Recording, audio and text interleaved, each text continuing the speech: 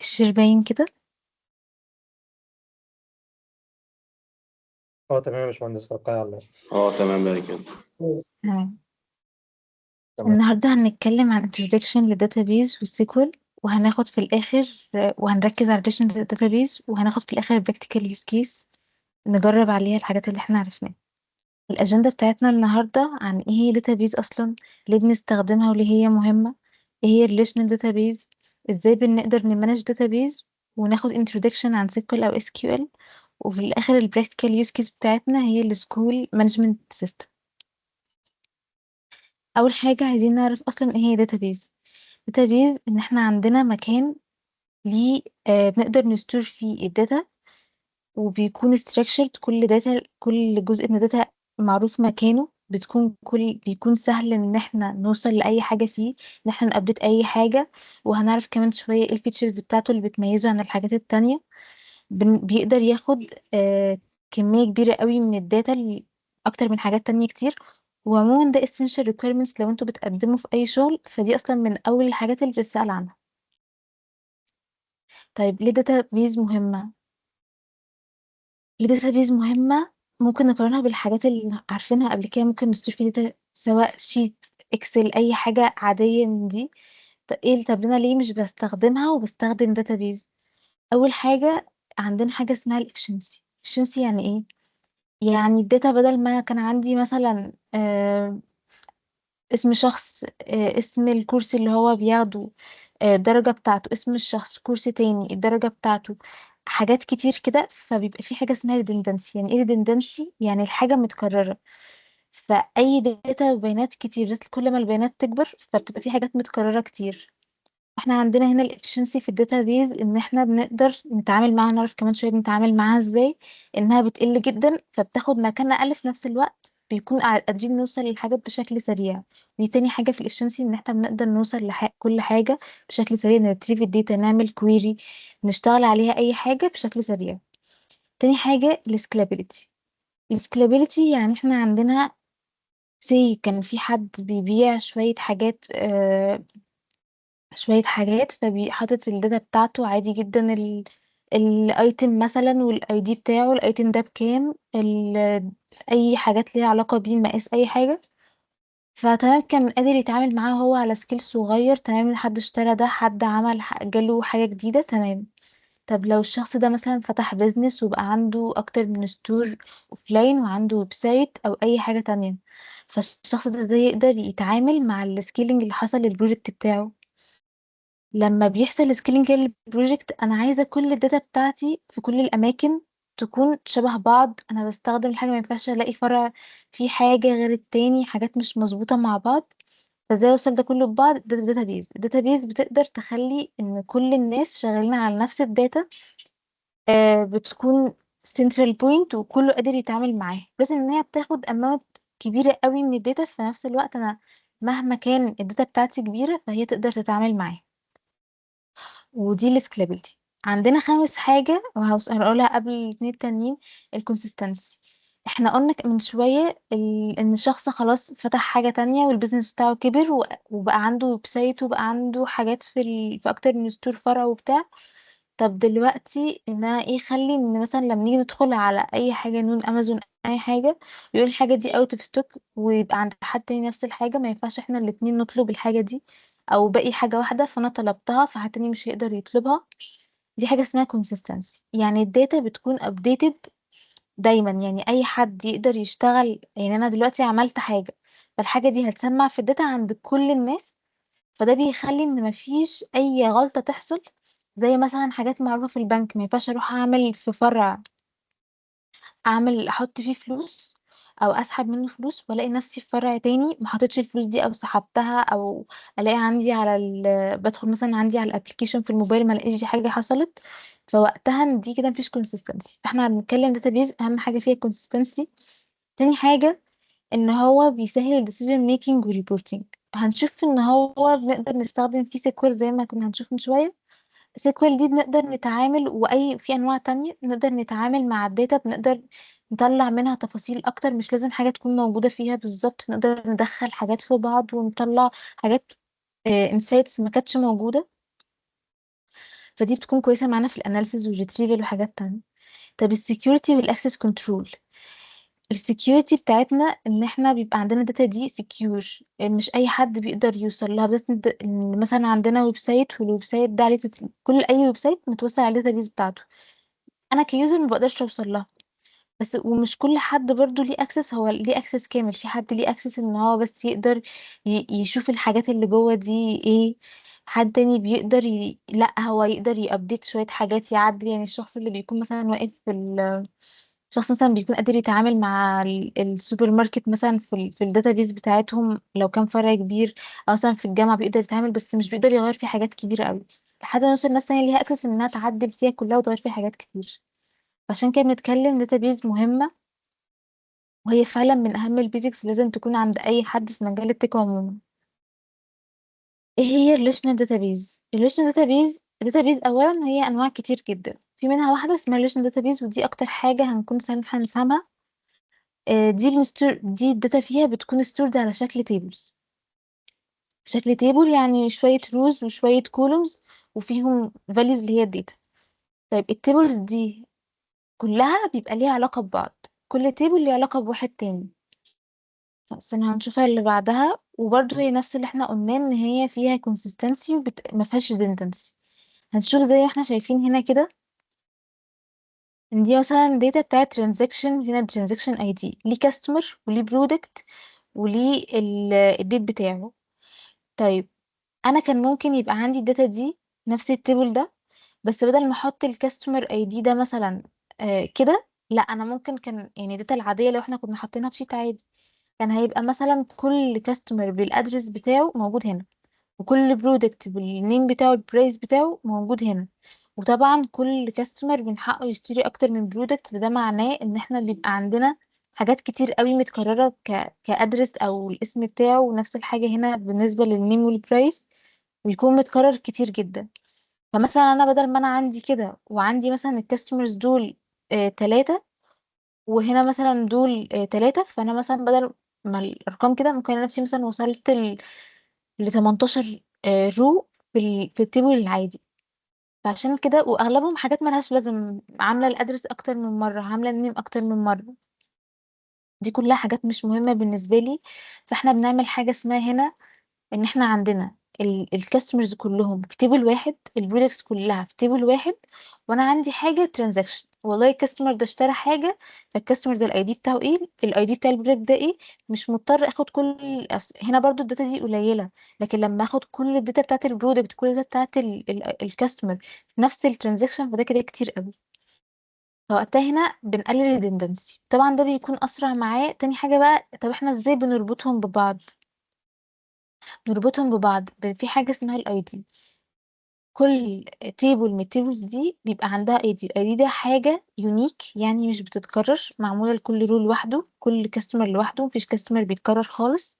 ونفس الحاجة للبرودكت ده، البرايمري كي بيكون يونيك، مفيش اي حاجة بتتكرر.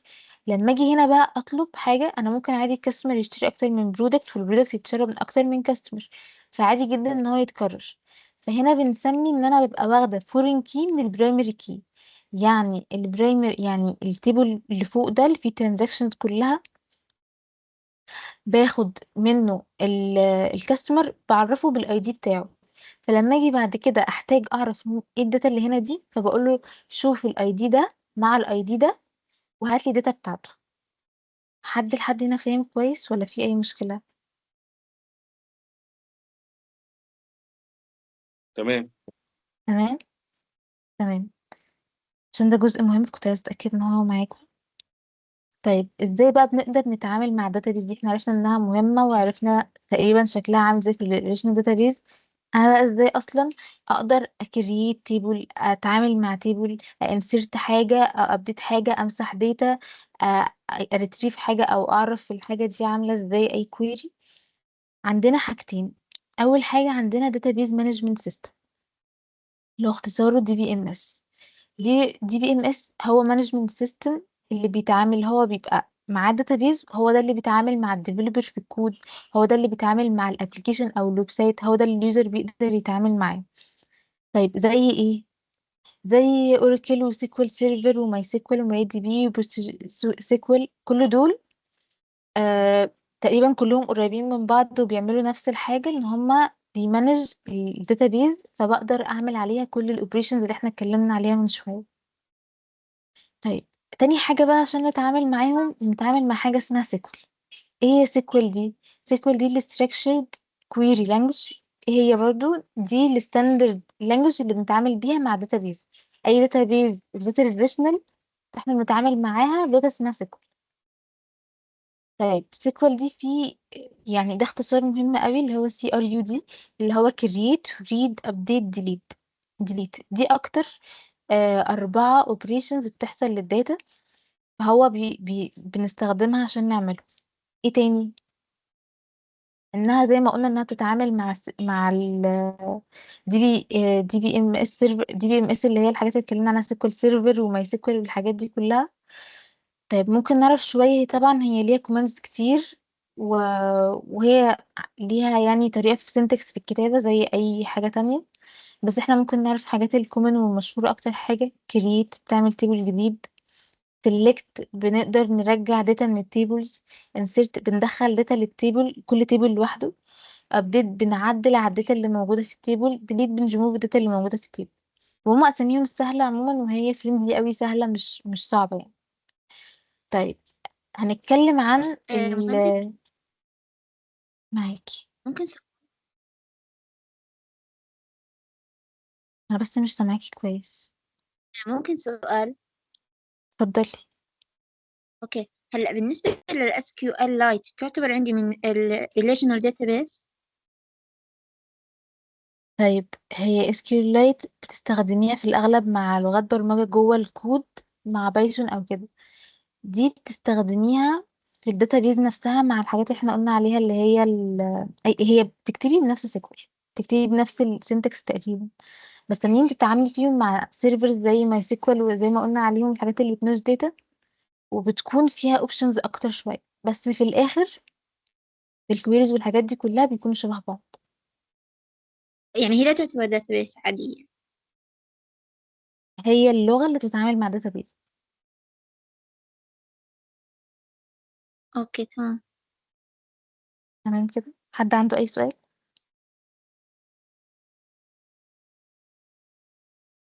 تمام. طيب هناخد يوز كيس بقى عشان نفهم ايه الحاجات اللي حصل، يعني ازاي بنقدر ناخد مثال عملي عشان نقدر نتعامل معاه ونشوف احنا هنعمل ايه بالظبط لو معانا حاجه ونقدر نتعامل معاها ازاي. فده مثال بسيط كده اللي هو السكول مانجمنت سيستم، وحاجه كلنا عارفينها، كلنا كنا عارفين المدرسه ايه الحاجات اللي فيها، فدي حاجه بسيطه. اول حاجه هنعملها ان احنا هنجمع requirements، او اي حد بيجي لنا يدينا شغل في database او اي حاجه، فاحنا بنجمع ايه الحاجات اللي احنا محتاجينها. يعني مثلا ايه التيبلز اللي هتبقى موجوده، ايه علاقتهم ببعض، ايه الحاجات اللي الشخص ده محتاجها، وايه الحاجات اللي هو عايز يخزنها. هنطلع حاجات اسمها entities و relationships، وهنعمل حاجه اسمها ERD، وبعد كده هنعمل بسيكوال بقى. وهنستخدم سيكوال سيرفر، هنعمل tables وهنرن السيكوال كويريز عليها عشان نتعامل مع الداتابيز دي. طيب اول حاجه كده، دي كانها بروبلم ستيتمنت لحد عايز يقول انا عندي مدرسه وعايز مانجمنت الداتا بتاعتها، والداتا بتاعتها شكلها كده وفيها ايه، تفاصيل كتير. فاحنا عندنا حاجه زي دي عايزين نطلع منها ايه الحاجات اللي احنا عايزين نحطها في تيبل، او الحاجات اللي هتتعامل مع بعض، وايه وايه علاقتهم ببعض بشكل بسيط كده. احنا دلوقتي ودي حاجة المفروض كلنا نبقى عارفين، المدرسة المفروض يبقى فيها ايه؟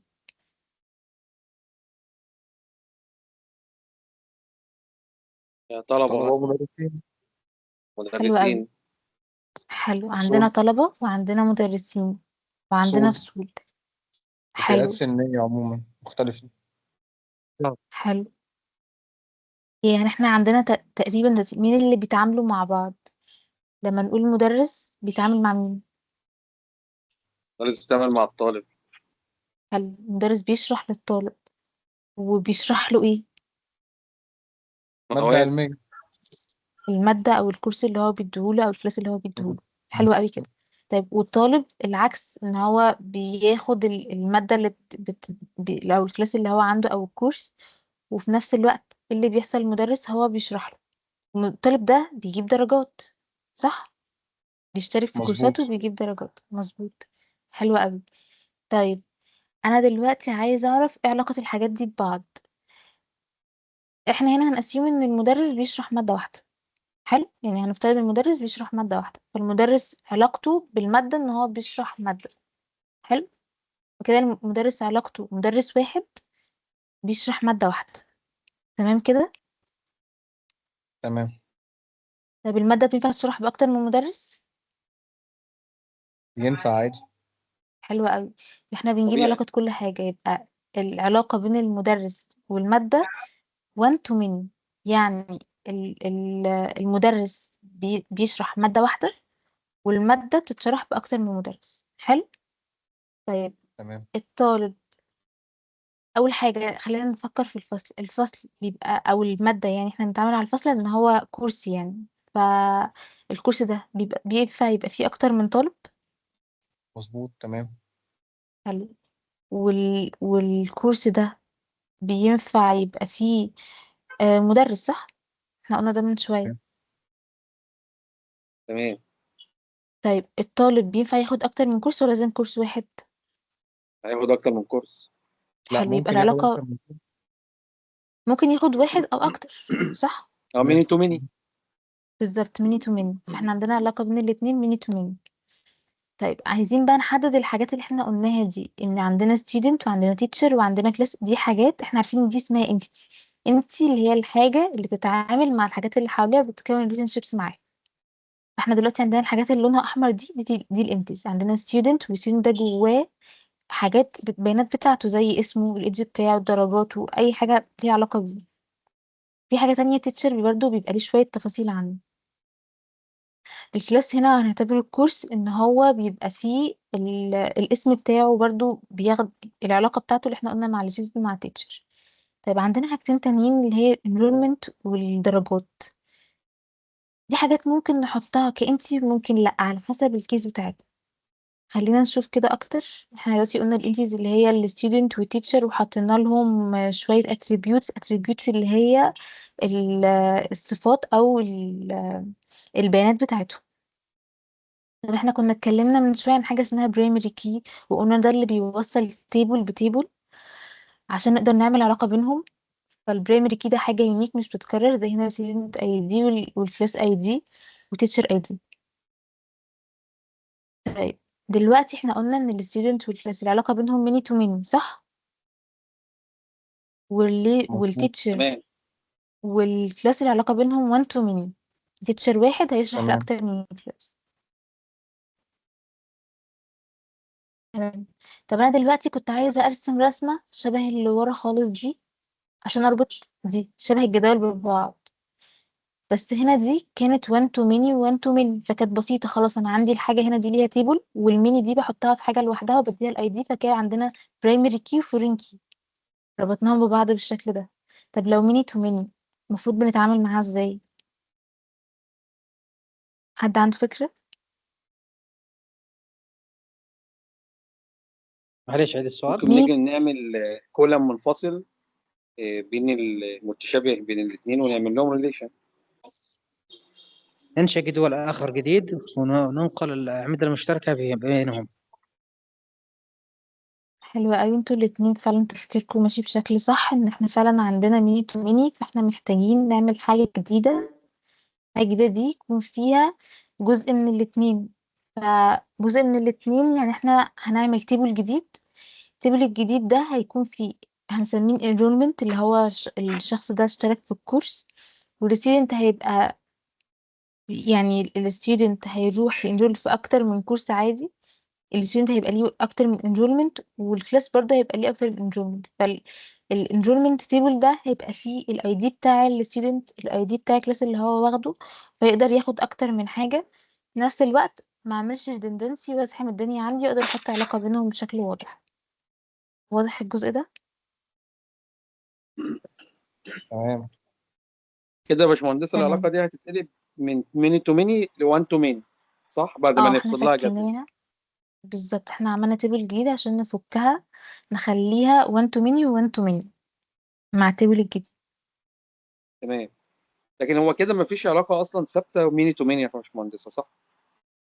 يعني ايه؟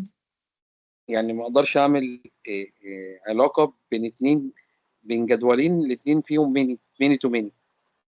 لازم اعمل موضوع ان انا اطلع تيبل اه فيه الحاجه زي. اه تمام. نطلع تيبل ونربطهم كده ببعض عشان نقدر نتعامل معاهم بشكل واضح يعني. تمام. تمام، فاحنا دلوقتي كده عندنا الانتيز بدل ما كانت 3 اللي هي student وتيتشر والكلاس، بقى عندنا كمان واحدة اسمها الانرولمنت. فيها ايه بقى؟ فيها كده كده الانرولمنت ليه اي دي، كل تيبل ليه اي دي بتاعه عشان لو عايزين نطلع منه اي حاجة يونيك فنبقى متأكدين ان الداتا اللي فيه يونيك. فيها الستودنت اي دي اللي هو هنا والكلاس اي دي، فهيبقى عارفين ان كل ستودنت والكلاس دول فورين كي لان هما متاخدين من برايمري كي. اي حاجة بناخدها، اي اي دي بناخده من تيبل تاني هو ده بيكون فورين كي. فورين كي يعني ايه؟ هو بيوصل ده بده، يعني انا دلوقتي عارفة ان ده متوصل بده، فيبقى عندي هنا رقم 2 هبقى عارفة ان ده معناه ان ستودنت 2 رقم هنا.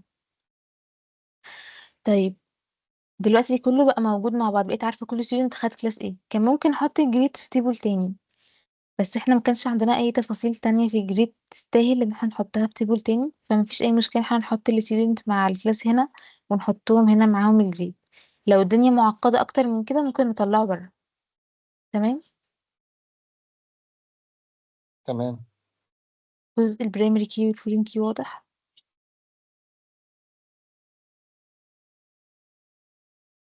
واضح. تمام. تمام. هو أنا كان عندي سؤال، ينفع أعتبر اتفضل. الستودنت والتيتشر ستيك هولدر؟ هو ليه هتعتبرهم ستيك هولدر؟ يعني هما داخلين معايا في السيستم، فأنا أعتبرهم ستيك هولدر معايا في فاهماك، بس انت هنا مش بتعامل مين بيتعامل مع السيستم،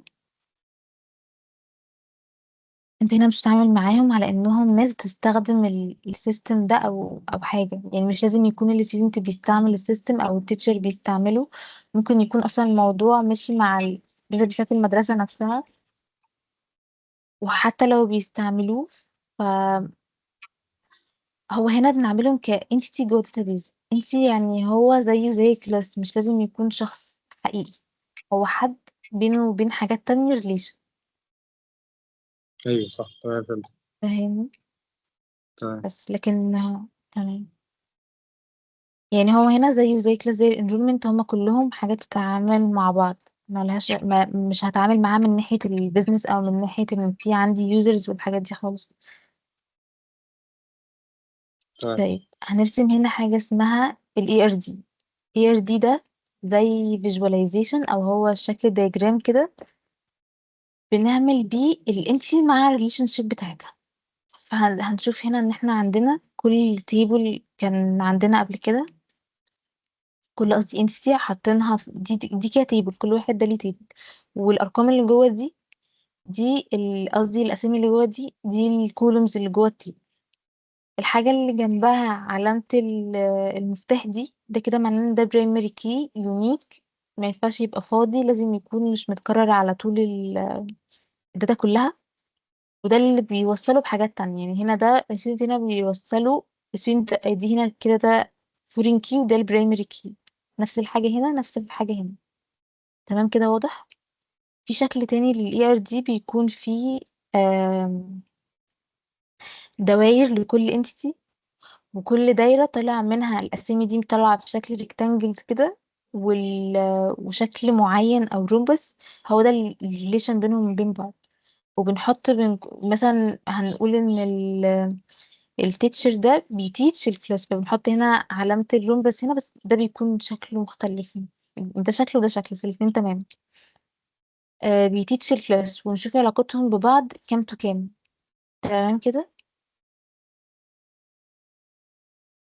طيب احنا دلوقتي هنروح عشان نعمل داتابيز وهنعمل التيبلز بتاعتنا عشان نبدأ نكمل. انا بس عايزة اتأكد ان انتوا كلكم تمام، مفيش اي مشكلة في اي حاجة من اللي فات.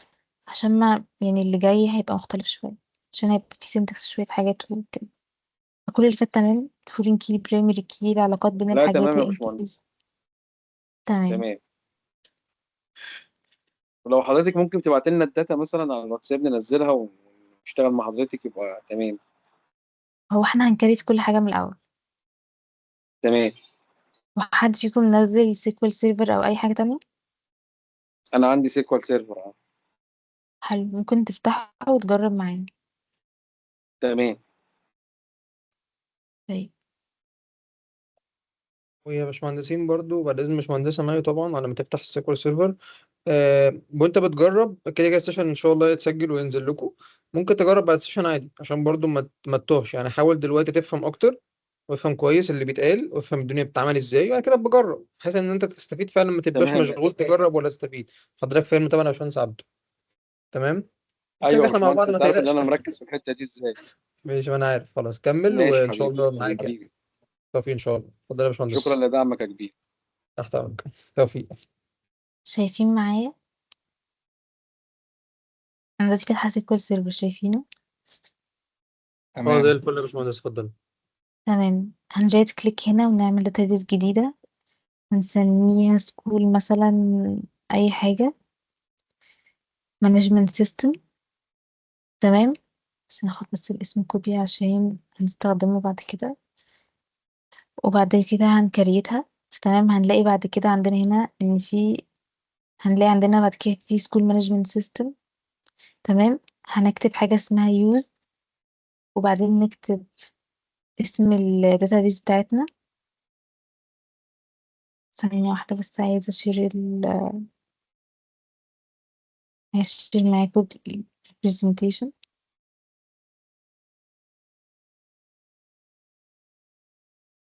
دلوقتي شايفين البرزنتيشن صح؟ مظبوط، احنا دلوقتي في كرييت تيبلز. تمام. ثانية واحدة بس.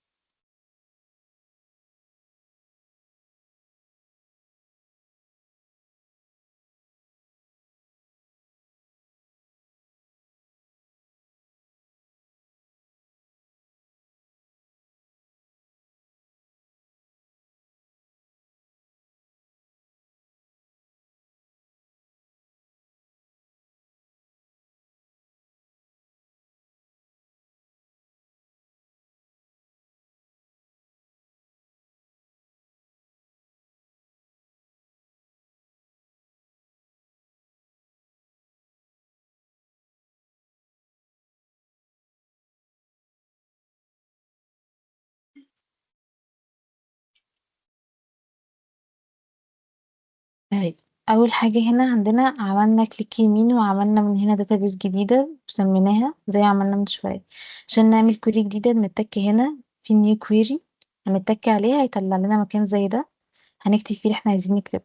هنكتب اول حاجه يوز، وبعد كده هنكتب اسم الداتابيس بتاعتنا عشان نروح ليها. تمام. وبعد كده هنعمل اكسكيوت. احنا دلوقتي تمام، احنا كده جوه. خلاص. هنعمل ايه بقى؟ عايزين نعمل الحاجة اللي احنا شفناها من شوية جوه البرزنتيشن. هنا عندنا create، وبعدين عايزين نعمل هنا هنكريت كل تيبل. فالسنتكس بتاع create سهل. create يعني نكتب تيبل، اسم التيبل اللي احنا عايزين نكريته، بعدين نفتح parentheses ونكتب جواها بقى كل كولوم اسمه ايه، يعني كل كولوم اسمه ايه فيهم كلهم. وبعد الاسم الداتا تايب بتاعه عندنا هنا انت. وباركر دي بنكتب جواها ان هو يعني هيبقى حروف، وبنكتب هنا الليمت بتاع الحرف قد ايه. البرايمري كي بنحط جنبه ان هو برايمري كي. برايمري كي معناه ان هو مش هيبقى نل، فمش محتاجين نحط جنبه ان هو نوت نل. نوت نل يعني في سؤال. نوت نل يا يعني باشمهندسين لو سمحتوا نحافظ ان يكون المايك مقفول طول ما الانستراكتور بيتكلم، الا لو عند حضرتك سؤال، عشان بس ما نشتتش تركيز بعض بعد اذن حضراتكم. نوت نل يعني ما ينفعش اسيب الكولوم ده فيه فاليو فاضية. لو انا سيبتها ممكن الشخص وهو بيدخل يسكيب الحاجة دي. ودول نفس الحاجات اللي فوق، في حاجات فيها ديت، في حاجات ما فيهاش ديت. يعني ديت هنا بيبقى ليه شكل برضو. المهم ان احنا عندنا كلهم نفس الحاجة، كرييت وتيبل، وندخل اسم التيبل، وكل كولوم جواه ايه، والداتا تايب بتاعه، واللي جنبه برايمري. تمام. اللي جنبه يونيك برضو. يونيك معناها ان هو مش هيتكرر، ما ينفعش الميل ده يتكرر على اي حد تاني. بس دي كلها حاجات للشكل. اهم حاجة البرايمري كي هو اللي يكون حاجة موجودة عندنا في كل كولوم ومش بتتكرر. طيب هناخد اول واحدة كده. طيب هو دلوقتي السنتكس بتاعتها واضحة صح؟ مش مهندسين؟ تمام واضح. واضح. تمام.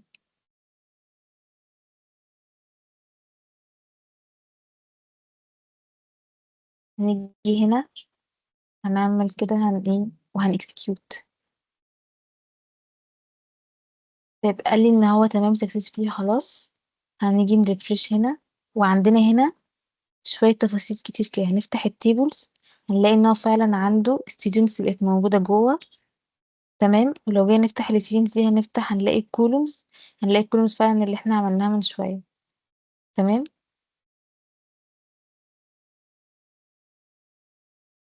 تمام.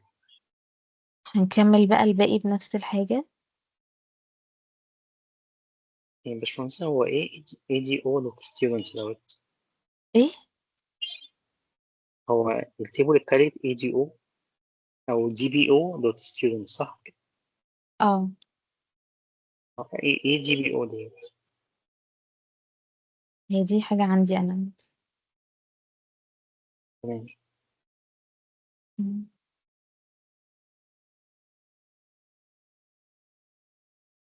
هنكريت تاني تيبل، وهيبقى اسمه teacher المرة دي، وزي ما قلنا نفس الحاجات دي موجودة في كله. هنكسكيوت. تمام. عمل تيبل تاني. لما نيجي نعمل ريفرش، الدنيا تمام واضحة ولا حاسين ان في حاجة في السنتكس؟ هو سهل صح؟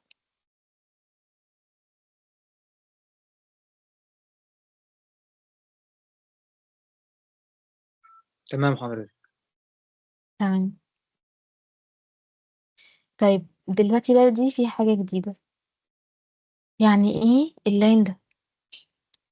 حد يعرف يقول لي اللاين ده معناه ايه؟ يعني دلوقتي بنعمل تيبل اسمه كلاس ده فيه برايمري كي وفيه الحاجات اللي احنا قلناها في الأول.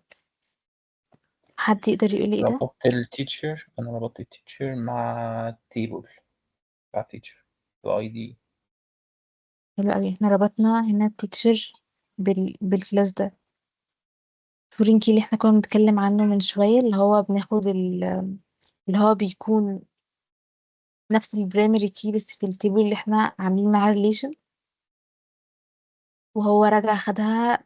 والفورين كي اللي هو تيتشر اي دي بيرفرنس بيرجع ياخده منين، او هو موصله لفين، للتيبل بتاع التيتشر، والتيتشر ده جوه كولوم التيتشر اي دي. تمام. هنكسكيوت.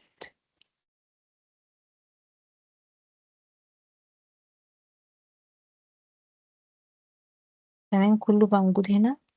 اخر واحد بقى معانا اللي هو الايه اللي احنا قلنا هنعمله علشان الميني تو ميني.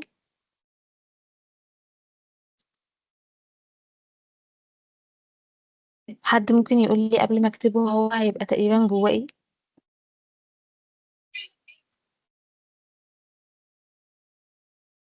حضرتك قصدك على ايه؟ على التيبل اللي احنا هنعمله الانرولمنت، اللي احنا عملنا الستودنت والكلاس، بدل ما هما ميني تو ميني عملناه تيبل بيم. هيبقى فيه 2 فور كي، واحد للستودنت واحد كلاس. حلو. مظبوط. هيبقى فيه البرايمري كي بتاع الانرولمنت اي دي، وهيبقى فيه فعلا الفورين كي بتاع الستودنت وبتاع كلاس متاخدين من التيبلز التانية. ويبقى فيه الجريد عشان قلنا ان احنا هنحطه هنا عشان هو ده احسن مكان ليه، ان هو مش محتاجين نعقدها ونعمل قصدي بالجريد ليه. تمام. احنا شايفين هنا كده كل التيبلز بقت موجودة عندنا. التيبلز دي كلها موجودة هنا فاضية. احنا ازاي اصلا بنعرف ايه اللي جواهم؟ بنكتب select، بنعمل asterisk، وبنعمل from، وبنكتب بقى أي اسم واحد. يعني مثلا لو كتبنا ال students كده هنعمل execute، بنلاقي نطلع لي فعلا التيبل نفسه فيه ال ID والنيم وكل حاجة، بس التيبل فاضي مفيهوش أي داتا. فاحنا عايزين نinsert ده جواه. فعندنا حاجة تانية اسمها ايه، اسمها insert into. insert into دي بندخل داتا جوه الايه التيبل. هنشوف مع بعض دلوقتي السنتكس بتاعها بيبقى عامل ازاي. هي ده كله موجود في البرزنتيشن. insert، وبعد كده بنعمل into، وبنكتب اسم التيبل، وبعد كده بندخل الكولومز اللي احنا عايزين ندخلها. كده كده الحاجات اللي احنا عملناها في الاول ان هي not null والبرايمري كي والحاجات دي كلها لازم تدخل، ولو ما دخلتش بيطلع ان في error. طيب آم، لو في حاجة احنا سيبناها تبقى null عادي، ممكن ما نكتبهاش في اللي فوق ده وخلاص. بعد ما حكينا للستودنت وحطينا فتحنا برانتيسز وكتبنا جوه كل الكولومز اللي احنا هندخلها الفاليوز بتاعتها، فبعد كده هناخد الفاليوز هنكتب فاليوز ونفتح بقى على حسب احنا عايزين كام رو. ممكن هنا نحط دي كده رو واحد بنفس الداتا اللي فوق دي، وده رو تاني. عايزين نعمل كتير جدا براحتنا. هنعمل اكسكيوت بس هو دلوقتي ثانية عشان كان في كولوم احنا عاملينه هنا هنمسحه بس، اللي هو بتاع الديت.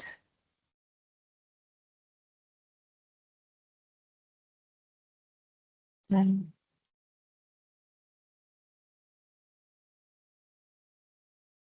هنكسكيوت. تمام. لما نيجي دلوقتي نرجع نعمل select لكل اللي موجود في ال students،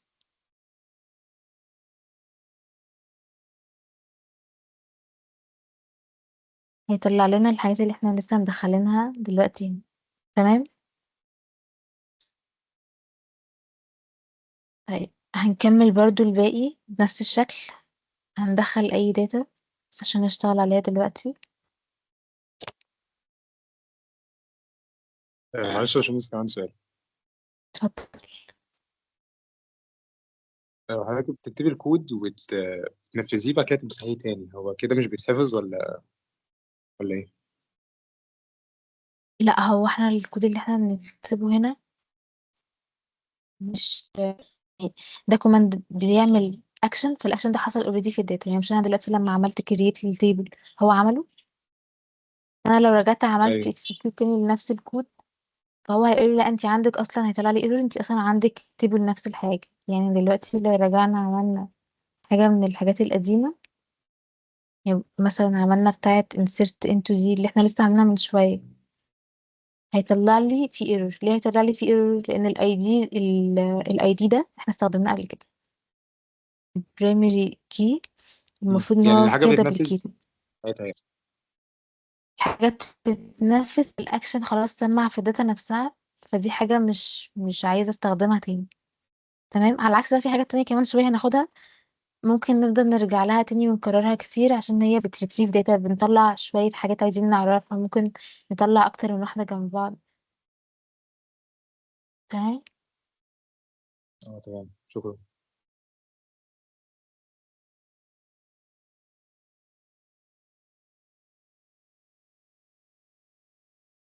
دلوقتي هنعمل insert into برضو اللي بعد اللي هو بتاعتي، نفس السنتكس برضو كل حاجة كده، بس نتأكد بس ان teacher برضو مفهوش الديت. تمام. هنعمل execute هيطلع لنا ان هو كده تمام، الحاجة دي حصلت. هنيجي نسلكت all دي زي ما انتم شايفين كده انها بس بترجع لي الداتا اللي موجودة في الحاجة دي. فبنسلكت all from التيتشر.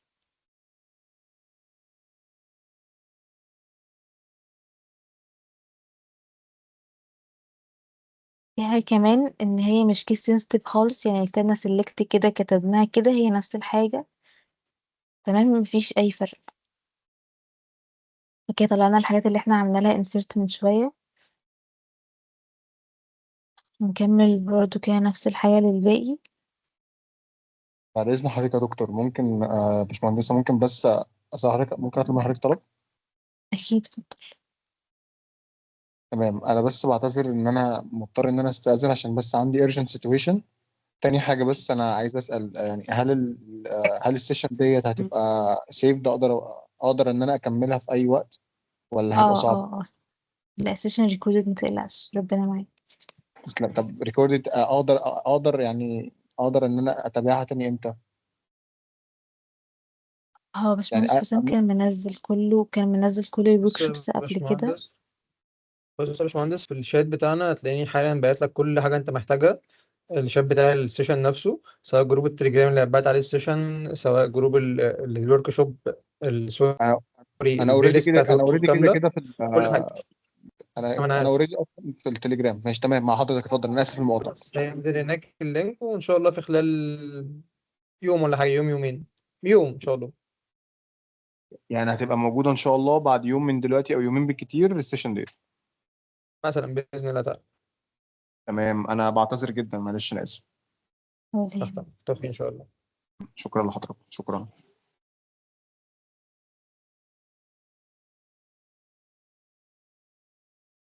نفس الحاجة تمام كده يا باشمهندسين معايا. نفس الحاجة هنا التيبل بتاع كلاسز، وهندخله برضو الاي دي وكلاس نيم وكل حاجة الحاجات اللي احنا قلنا هندخلها والباليش بتاعتها. في حاجة هنا بقى، لو عندنا قلنا هنا في فورين كي متاخد من البرايمري كي اللي في التيبل الأولاني، يعني ده الكلاس اي دي ده لازم يكون اوريدي ثانية. كلاس اي دي ده جديد، ده برايمري كي عندنا. الكلاس نيم برضو جديد. تيتشر اي دي هنا هو ده اللي متاخد من التيبل بتاع التيتشر اللي هو فات. فانا لو عملت مثلا دي 3،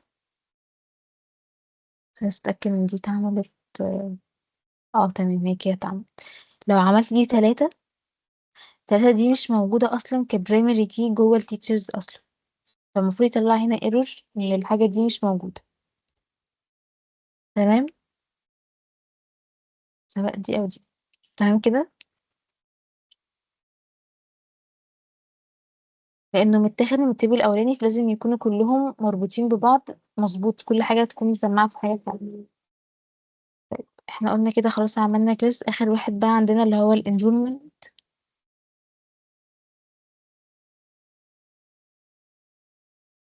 دلوقتي كله قلب ده ارقام لان ده بس الحاجة الجديدة الوحيدة. ده البرايمري كي بتاعه، وده زي ما قلنا فورين كي متاخد من الستودنت، وده متاخد من كلاس اي تي. تمام كده كله بقى موجود معانا. طيب هنعمل ايه بقى بعد كده؟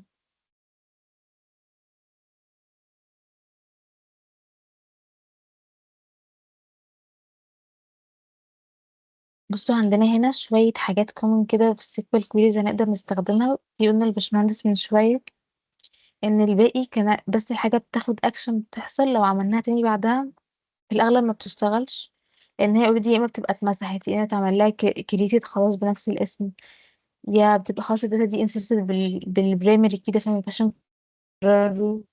لكن الحاجات بقى الكويري اللي فاتت دي كانت اسمها كوماندز. الكويريز بقى اللي هي انا عايزه اسلكت حاجه بشكل معين بعلاقات معينه، بنستخدم بقى العلاقات اللي احنا عملناها في الاول دي عشان ندريف شويه داتا او انفورميشن تطلع لنا. فاحنا عندنا تقريبا 6 كويريز هنطلعهم بعد كده بقى هنخلص ويبقى فيه عندنا وقت الأسئلة. طيب أول واحدة دي اللي احنا كنا جربناها في كله، هنرجع لهناك بقى للسيكوال سيرفر نشتغل هناك. أول واحدة دي اللي احنا كنا عملناها لكل اللي هو بيريتريف كل الستودنتس. فاحنا اوريدي كنا بنعملها كل شوية ومش أي حاجة، يعني أي تيبل ينفع نتعمل له ريتريف. كل students كل التيتشرز كل الكلاسز كل الانرولمنتس اي حاجه هيطلع الداتا اللي فيه كلها. طب بس لو الداتا كلها اي ديز بس، يعني مثلا لو زي الانرولمنتس كده،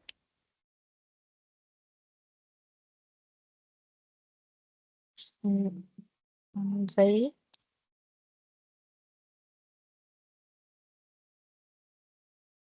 دلوقتي الداتا لو طلع بالشكل ده بالنسبه للشخص اللي بيتعامل معاه هي مش مفهومه، مش فاهم مين الستودنت ده، مين الاي دي بتاع الكلاس ده، مفيش حاجه مفهومه. فكمان شوية برضو هناخد بقى الكويري اللي بعدها. عايزة ارجع كل الانرولمنتس معاها الستودنت نيم بدل الاي دي بتاعه والكلاس نيم. هيبقى طالع لي الشكل مظبوط، الستودنت اسمه ايه وخد الكلاس بتاعته او المادة اللي هو بياخدها اسمها ايه وجاب فيها درجة كام. ده هنطلعه ازاي؟ حد عنده فكرة؟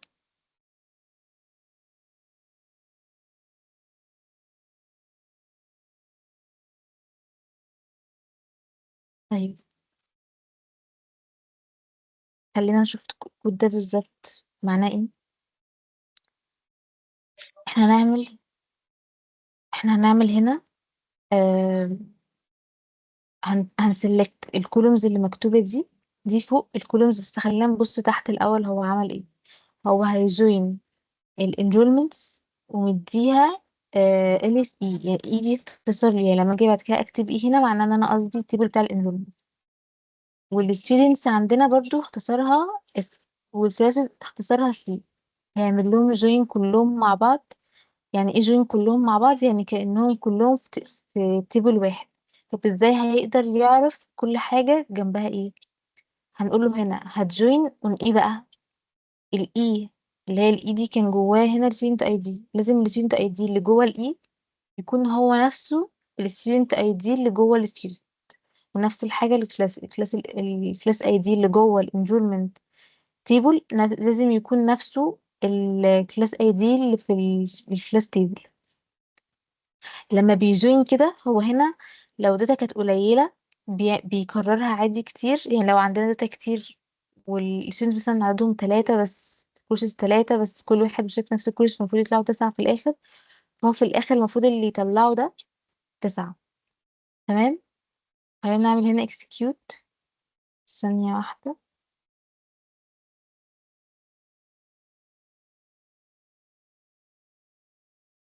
طيب ثانية أشوف بس اسمها هنا ايه.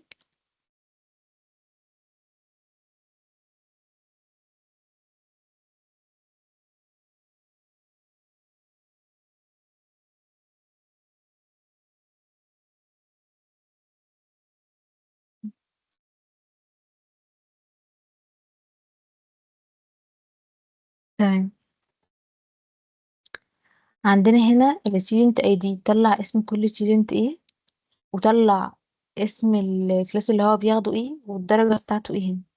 احنا كان عندنا 2 student بس، وكان عندنا مادتين بس او كلاسين بس اللي بيتاخدوا كالكلاس وبيولوجي، وكان عندنا جين وجون بس. دلوقتي بقوا 3 لان جون مشترك في اتنين كلاس. تمام. ونفس الحاجة العدد زاد بقى وقتها. أصلا ده كان الكولوم اللي احنا كنا بنتكلم عنه في الأول، كان ممكن التيبل يكون شكله كده بس هيكون فيه ريدندنسي كتير قوي. بالذات احنا لو كنا واخدين كل الداتا بتاعت جون هنا، الميل والايدج وكل حاجة، ونفس الحاجة هنا للكلاس التيتشر مين وكل حاجة هنا، فبيبقى كتير. بس هو هنا بنقدر نسيب الحاجات اللي احنا بس محتاجينها. تمام. الجزء بتاع الجوين مفهوم؟ تمام. تمام. طيب بعد كده لو عايزين نطلع الجريد بتاعهم أكتر من 80. طيب احنا دلوقتي لما رجعنا هنا الداتا اللي موجودة عندنا هنا كلها، احنا رجعنا الكولومز كلها. مش اخترنا، احنا اخترنا كولومز، ما عملناش سيلكت، واخترنا كولومز. تمام. واخترنا هما منين. بس ايه بقى الحاجة اللي بتخليني احط كونديشن واختار الحاجة دي؟ الشروط بتاعتها. عندنا حاجة اسمها وير. تمام. وير دي بحط بعدها كونديشن. هنشوفها هنا. احنا هنا نفس الحاجة بيجون الانرولمنتس مع الستودنتس. وزي ما قلنا بناخد من دي. يعني على فكرة هنا لو كتبنا enrollments وبعدين point ده عادي، ولو كتبنا students وبعدها ده عادي. هو بس ده للتسهيل يعني. فهنا بنسلكت النيم بتاع الستودنت والجريد بس بتاعه من الكولومز اللي احنا عملنا لهم جوين، الانرولمنتس والستودنت. هل هو هيطلعهم كلهم؟ لا، مش هيطلعهم كلهم. هيطلع لو الجريد الكولوم اسمه جريد بس. لازم هنا ما ينفعش نكتب جريد بس زي ما كنا بنكتب في قبل كده. لازم نحدد هو من اي تيبل. فالجريد اللي من تيبل endurance يكون أكبر من 80. هنكسكيوت. جون جايب 85 وجايب هنا 90. طبعا عايزين هنا نزود ايه معاها الكلاس اصلا اسمه ايه والكلام ده كله، عادي تمام على حسب اللي احنا محتاجينه. بعد كده لو احنا عايزين نجيب مثلا عندنا مادة وعايزين نعرف الافريج للدرجات اللي موجودة فيها، هنعمل ايه؟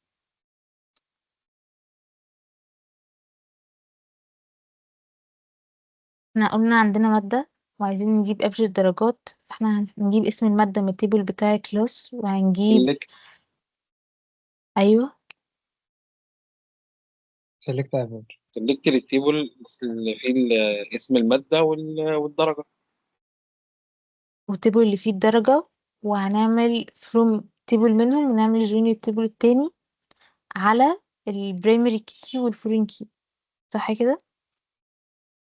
يعني لحد هنا كده تمام. ده اللي احنا قلناه من شوية. حلو. الافريج او الاجريجيشن فانكشنز عموما اللي هي السم والافريج والكاونت والحاجات دي كلها هي كده اوريدي موجودة في السيكوال.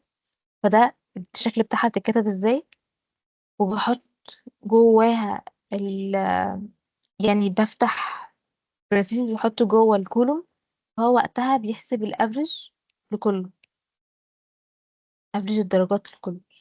طيب هو دلوقتي هيحسب افريج الدرجات بايه بقى؟ انا عايزه كل ماده لوحدها، تمام. عندنا حاجه اسمها جروب باي.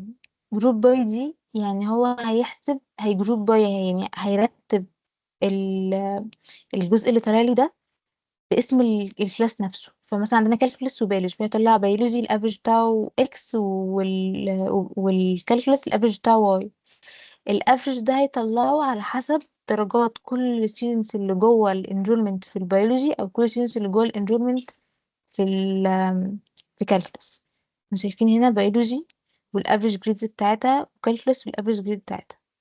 احنا اصلا بيولوجي تقريبا كان عندنا فيها حد واحد بس، وكالكولس كان فيه 2، فهو جمع الرقمين على بعض وقسمهم على 2، تمام كده. فالافريج ده بيجيب الافريج لما انا عملت جروب باي، يبقى هو كده خلى الافريج اتحسب على كل كلاس نيم لوحده، تمام كده.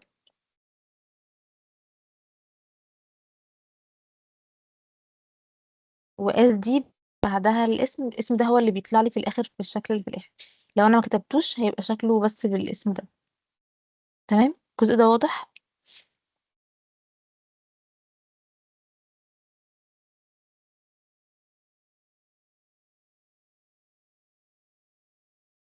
مش مهندسين سامعيني؟ مع تمام يا حضرتك باشمهندس. تمام. ايوه يا باشمهندسة، في لايكات بتطلع بس انت ما بتشوفهاش وانت جوه البرنامج، فتمام كملي. برافو. خلاص تمام.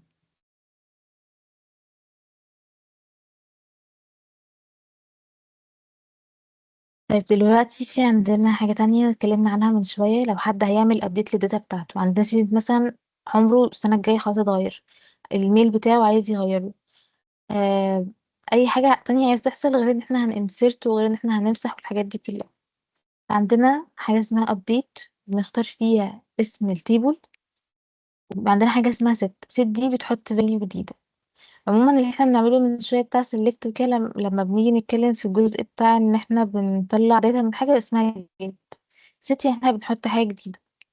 فاحنا عندنا ده اسم التيبل، هنابديت اسم التيبل، set اسم الكولوم، وبعد كده دي new value اللي احنا عايزين نحطها.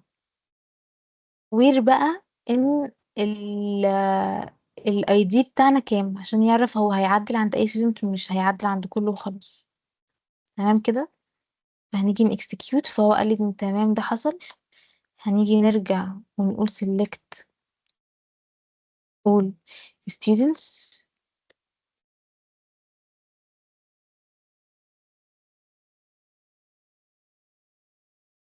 ثواني.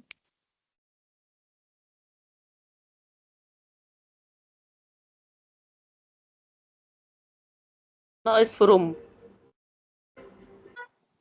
سوري، شكرا.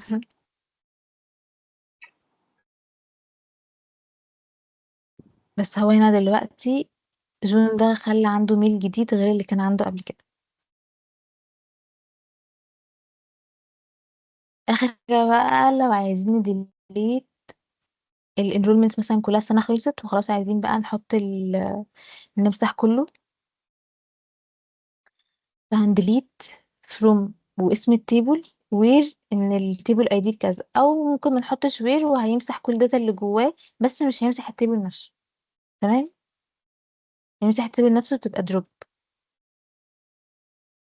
خلاص هو هنا كده قال إن هو كده تمام، هنرجع تاني ونعمل select.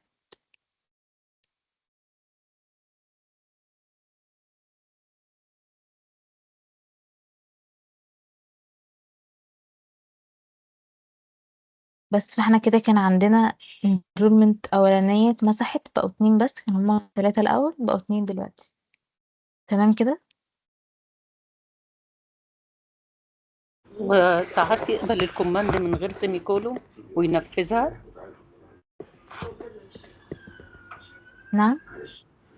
حضرتك كتبتي الكوماند من غير سيمي كولوم في الآخر بينفذها عادي. طيب ممكن حضرتك تجربي لنا فيلد ديت عشان نشوف بس الديت بيتخزن ازاي، تاريخ. تمام، حاضر.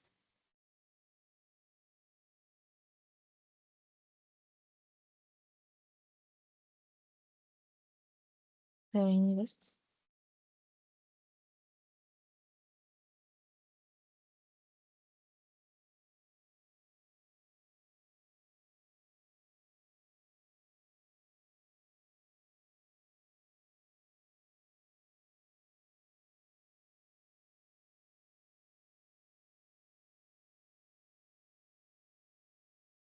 ثانية واحدة بس بازود الفوليوم، هو انتم معايا في أي سكرين؟ مع حضرتك في نقطة 4 و5 و6. تمام.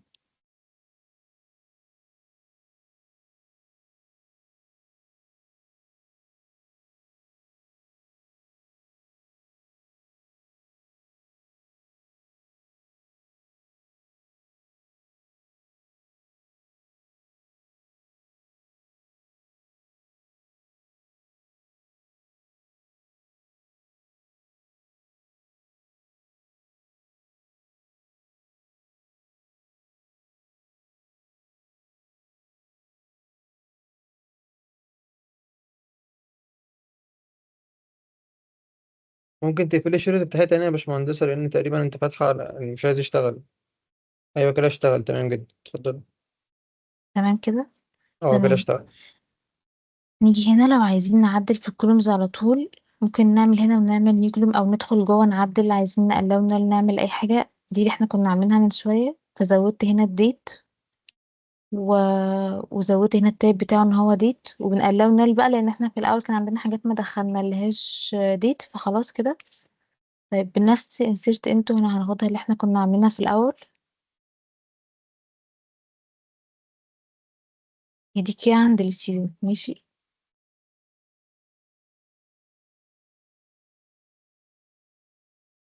احنا دلوقتي هندخل مثلا نغير، هنمسح واحد،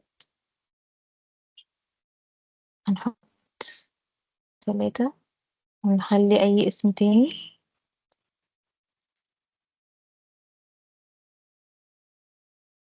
ونحط اي حاجة.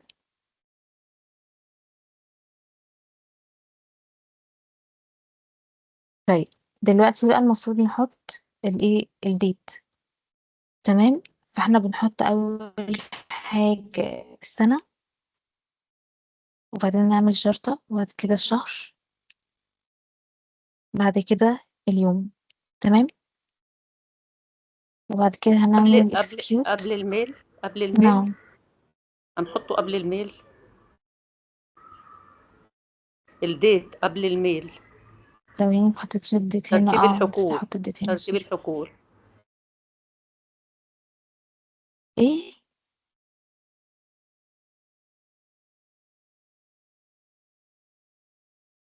بس عشان هو معملش مسمعش في كله ان في، مش متأكد، هو لسه هنا مش عامل ان في دي.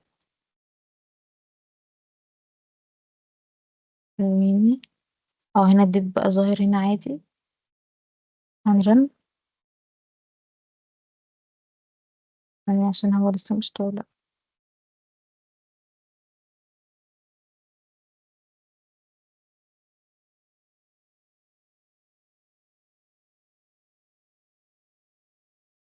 سوري مسمياه داتا مش عارفة ليه. تمام تمام كده بقى موجود. هو الترتيب ده كده تمام، وفرق بينهم شرطة هو بيفهم ان هو ديت لوحده، يعني كتب شبه التكست وفرق بينهم شرطة. وبالعكس السنة الشهر اليوم، انا سوري بس انا كنت مش عارفة ليه كتبته داتا بدل ديت. بس تمام. هنيجي بعد كده نشوف شكله عامل ازاي.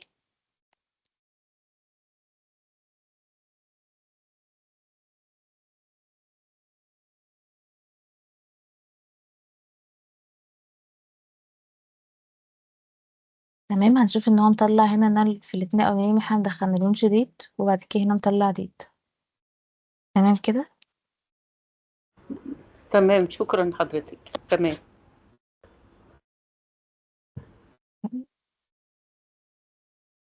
احنا كده خلاص خلصنا. اي اسئلة تانية؟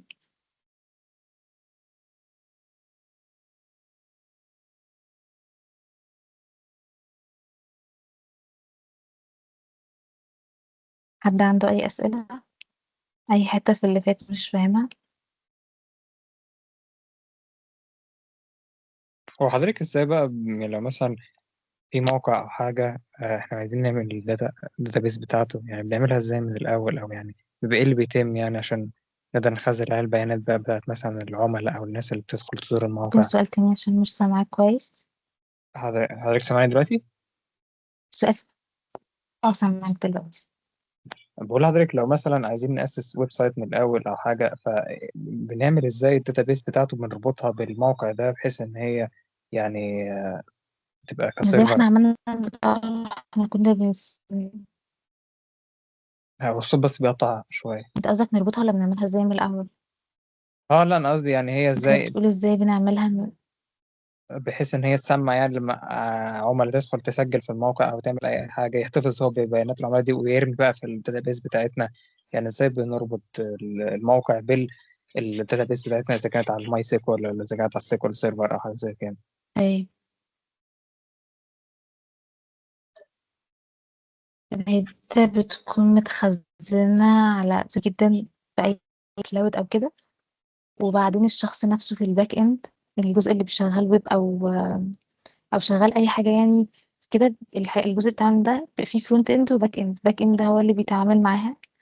الشخص الباك اند ده بيكتب كويري الشبه اللي احنا بنستخدمها كده، وبيبعتها للسيرفر. السيرفر بيرد عليه بالداتا اللي طالعه له. الداتا اللي طالعه له دي الشخص بيطلعها لليوزر. لو اه بتتكلم بقى من الاول خالص اللي احنا بنبداها من الاول قوي، بنعمل داتابيس ازاي. فزي ده مثال بسيط اللي هو شخص بيبدا ازاي. انت بيجي لك حد، انا هعمل دي ويب سايت، عايز مثلا تشغل ويب سايت او اي حاجه تانية. هو عموما داتابيس حاجه كومن في مجالات كتير. هتشتغل من الاول خالص، فبيقول لك عندي مثلا ده ويب سايت بيبيع لبس، وانت عندك شخص يوزر وشخص تاني بيكون اللي بيبيع، وعندك برودكتس مش عارفة، والبرودكتس دي مش عارفة ليها أماكن مختلفة، والشحن المكان بيكون. فانت كلها الحاجات المهمة، وتفهم كل انتي هي ايه الحاجات اللي بتتعامل مع بعض.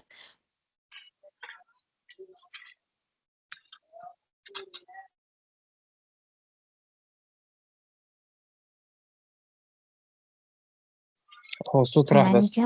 هو طلعني ودخلت. سمعتني لحد فين؟ سامع حضرتك.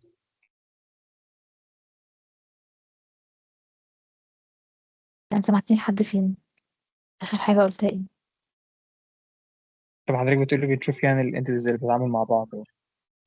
اه بتاخد من الستمنت او من الكلام اللي هو الشخص بيقوله لك، هتاخد منه كل انتي المفروض تتعامل مع حاجة تانية ايه. زي قلنا مش لازم تكون شخص، هي عادي الحاجات اللي بس بتتعامل مع بعض، يعني البرودكت انتي، وهتاخد الشخص اللي بيبيع انتي، والشخص اللي بيشتري اليوزر انتي، وهتاخد الشخص يعني عندك اكتر من حاجة.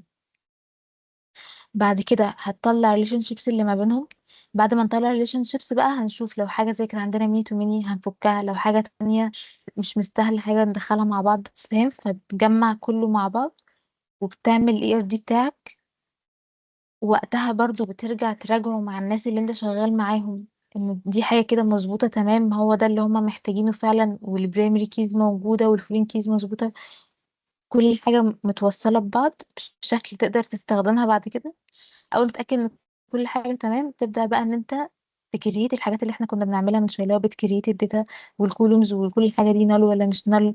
يعني مثلا حد ممكن يكون بيدخل بياناته بس هو لازم رقم الفيزا يبقى موجود، فانت دي حاجه لازم تبقى نوت نال.